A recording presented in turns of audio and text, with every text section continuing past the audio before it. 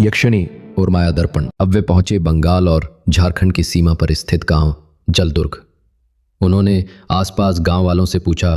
पहले वे सब चुप रहे, लेकिन फिर एक बूढ़े ने धीरे से कहा, कई पीढ़ियां पहले यहां झील में एक यक्षिणी आती थी, बेहद सुंदर।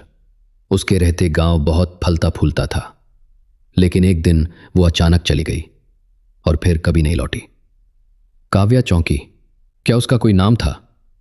हम उसे बस झील वाली देवी कहते थे। अब वो दोनों झील के किनारे पहुंचे और वहां एक जगह अश्वत्थामा ध्यान में बैठ गया। झील की लहरें शांत थीं। फिर धीरे धीरे अश्वत्थामा की आंखों में दृश्य बनने लगे। एक सुंदर यक्षिणी चांदनी रात में झील से निकलती हुई। उसकी चाल, उसकी आंखें किसी भी मनुष्य को मोहने के लिए पर्याप्त थीं। लेकिन एक अमावस की रात एक तांत्रिक ने उस पर हमला किया। उसने उसे एक विशेष तंत्र से बांध दिया और गुफा में ले गया। अश्वत्थामा ने आंखें खोली।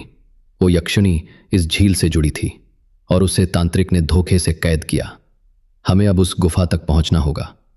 झील से कुछ मील दूर घने जंगल के बीच एक छुपी हुई गुफा थी। चारों ओर जंगली बेलें, बिच्छुओं की सरसराहट और भीतर अंधकार का साम्राज्य। अश्वत्थामा ने जैसे ही गुफा के अंदर कदम रखा, हवा का तापमान अचानक गिर गया। दीवारों पर अब भी तांत्रिक रेखाएं उकेरी हुई थी।